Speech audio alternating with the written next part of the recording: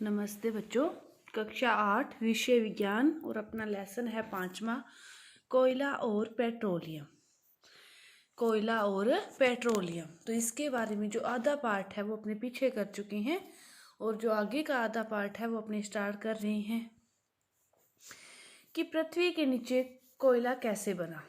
कि कोयले के बारे में अपने यहाँ तक पढ़ लिया। उसके आगे का जो टॉपिक है कि पृथ्वी के नीचे कोयला कैसे बना। तो कैसे बना कि पहले भी क्या थे, इस पृथ्वी पर बहुत सारे पेड़ पौधे थे, बहुत सारे वन थे, लाखों वर्षों पूर्व, बहुत टाइम पहले की बात है। तो फिर क्या आया है, एकदम से भूकंप आया या फिर कोई और कारण हो सकता है। भूकंप आने से अपने सोचते हैं ना उथल फुथल होती है, तो इसीलिए मानते हैं कि भूकंप आया और उथल फुथल हुई और ये वन क्या हुए, मिट्टी के नीचे जम गए। जैसे भूकंप आता है बहुत जोर से, आपने अखबारों में पढ़ा होगा वहाँ की बिल्डिंग टूट गई, तो ऐसे ही वो मिट्टी के नीचे वन क्या हो गए, ढक गए, उसके नीचे दब गए।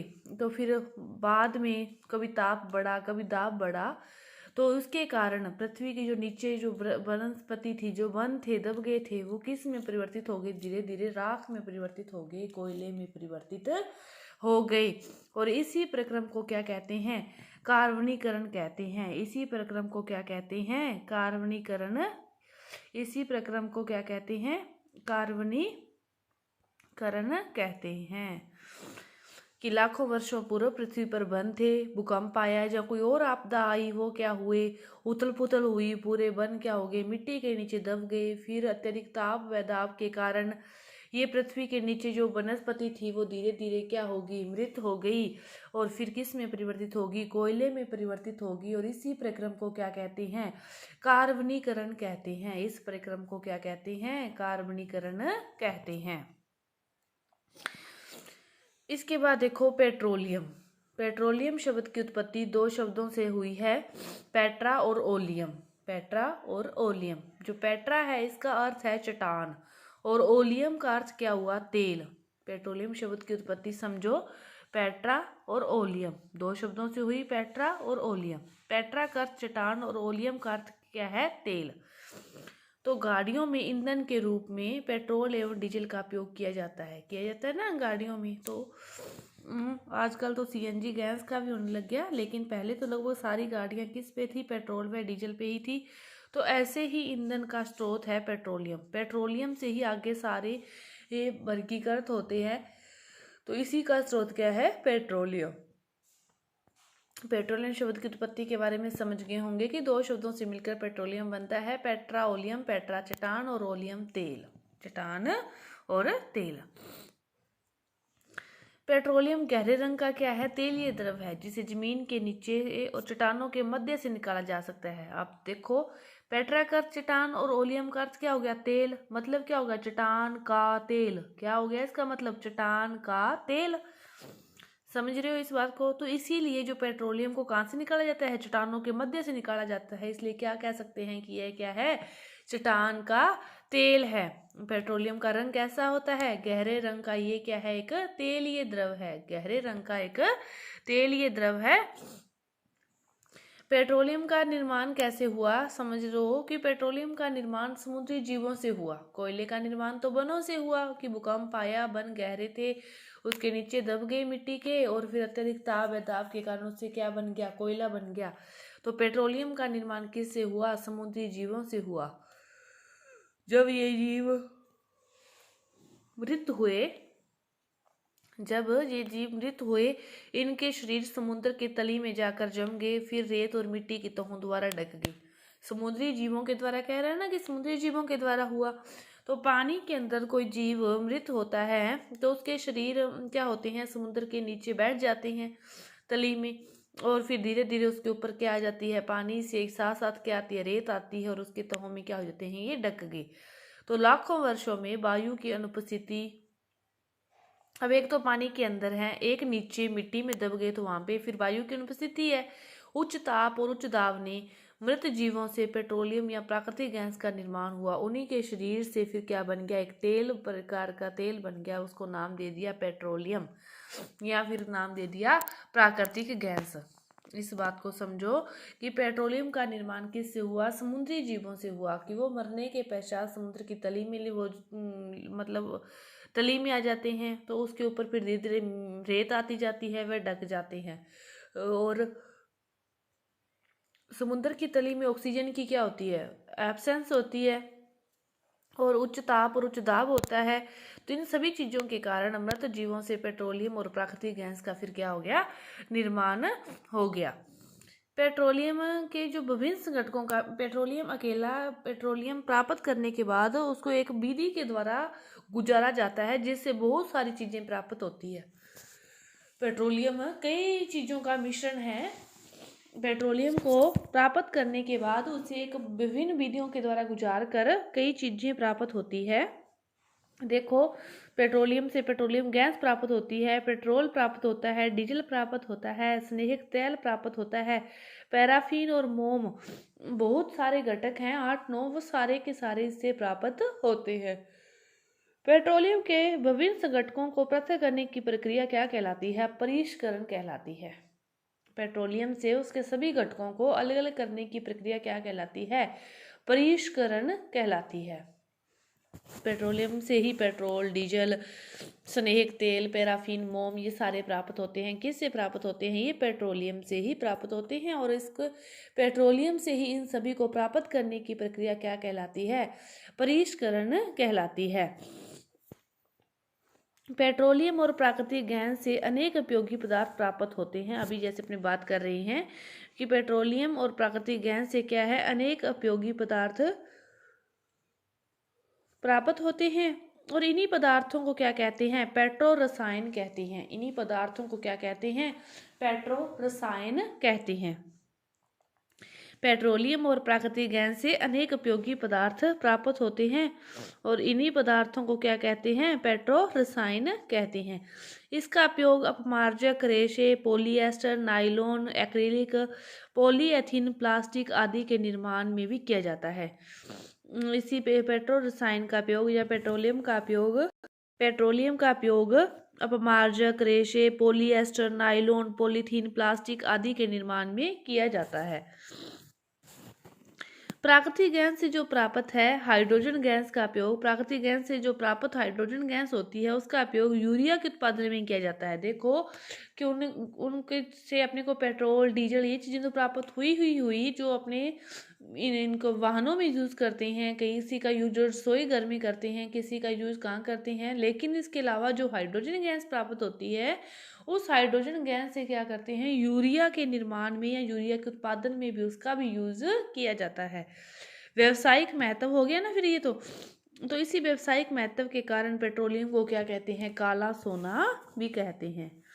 तो फिर ये एक प्रकार का व्यापार ही हो गया, उसका ही लाभ हो गया, तो इसे इसलिए क्या कहते हैं, काला सोना कहते हैं।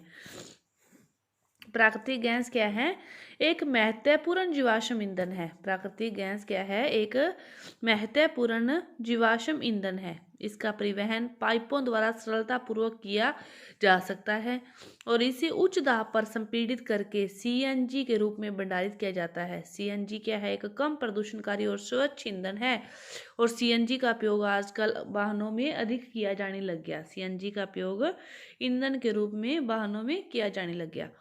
प्राकृतिक गैस के बारे में समझ गए होंगे कि एक जीवाश्म ईंधन है, एक जलने वाला ईंधन है, और इसका परिवहन पाइपों के द्वारा होता है, और इसे उच्च ताप व दाब पर संपीड़ित करके इसे भर दिया जाता है किसी सिलेंडर के अंदर, तो उसे क्या कहते हैं, सीएनजी कहते हैं। और सीएनजी का उपयोग आजकल वाहनों में ईंधन के रूप में भी होने लगा है। ये थी आपकी प्राकृतिक गैस। अब देखो पेट्रोलियम के विभिन्न संघटक एवं उनके उपयोग, कि पेट्रोलियम के विभिन्न संघटक हैं, उनके क्या क्या उपयोग हैं और कहाँ कहाँ होते हैं। तो देखो सबसे पहले है द्रवित पेट्रोलियम गैस, एलपीजी।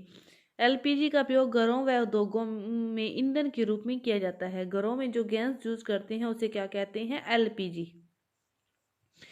तो एलपीजी का पूरा नाम क्या है, द्रवित petroleum gas, liquid petroleum gas. घरों और उद्योगों में इसका यूज ईंधन के रूप में किया जाता है।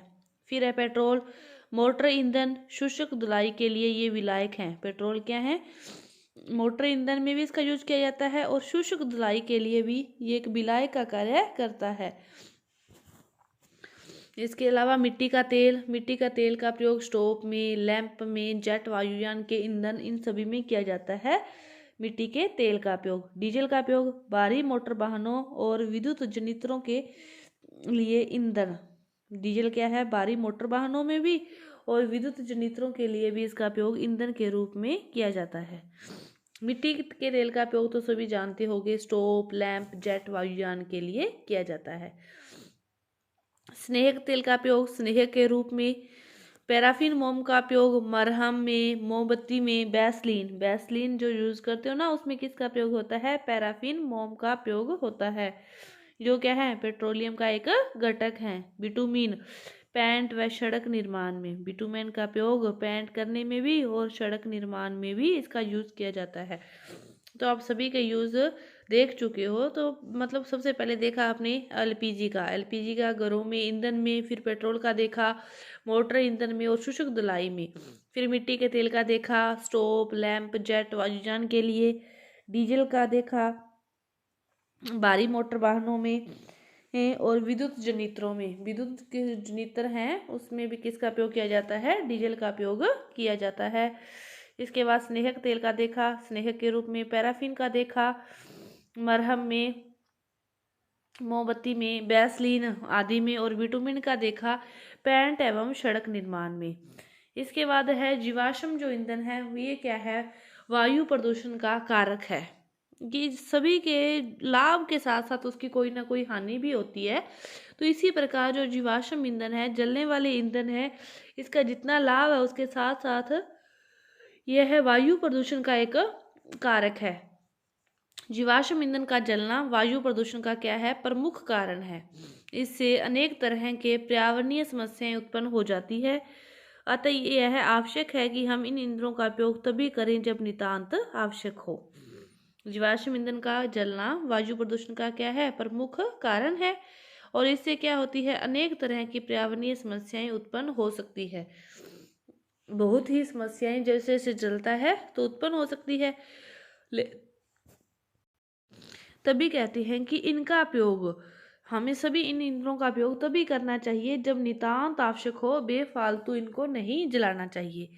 तो आपका जो पार्ट था उसका दूसरा जो पार्ट था ये पूरा हुआ। अपने इस पार्ट के अंतर्गत क्या देखा कि पेट्रोलियम क्या है, पेट्रोलियम शब्द की उत्पत्ति किस किस से हुई, पेट्रा ओलियम से। पेट्रा का अर्थ क्या था, चट्टान, और ओलियम का अर्थ क्या था, तेल।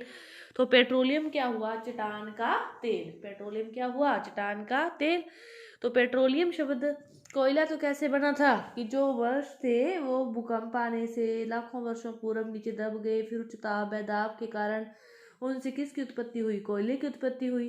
फिर पेट्रोलियम की उत्पत्ति अपने सोच समझी थी तो कैसे हुई थी कि समुद्री जीवों से हुई थी, कि जो समुद्री जीव हैं वो मरने के पश्चात समुद्र की तली में आ जाते हैं, धीरे धीरे उनके ऊपर रेत आ जाती है, तो फिर वहाँ पे वायु की उपस्थिति तो होती नहीं, लेकिन उच्च ताप होने के कारण उनसे ही क्या हो जाती है, पेट्रोलियम की उत्पत्ति हो जाती है। तो पेट्रोलियम का फिर अलग अलग करते हैं, पेट्रोलियम के कई घटक होते हैं, इसी को पेट्रोलियम का परिष्करण कहते हैं। सभी घटकों का अलग अलग यूज होता है। अपने इसके यूज के बारे में पढ़ा। फिर अपने पढ़ रहे हैं कि जीवाश्म जो ईंधन है ये सारे क्या हैं, हानिकारक हैं। ये क्या है, हानिकारक हैं। और एक चीज और पढ़ी थी अपने कि पेट्रोलियम के संघटकों से जो हाइड्रोजन गैस है उसका निर्माण, उसका यूज और कहाँ किया जाता है, यूरिया के उत्पादन में भी उसका यूज किया जाता है। जीवाश्म जो ईंधन है ये वायु प्रदूषण के कारण अपने पढ़ रहे हैं कि इनका जितना भी लाभ है उसके साथ साथ इसकी हानि भी है, और यहाँ तक हो सके इन सभी का यूज अपने को तभी करना चाहिए जब जरूरी हो, बेफालतू इनका यूज नहीं करना चाहिए। धन्यवाद।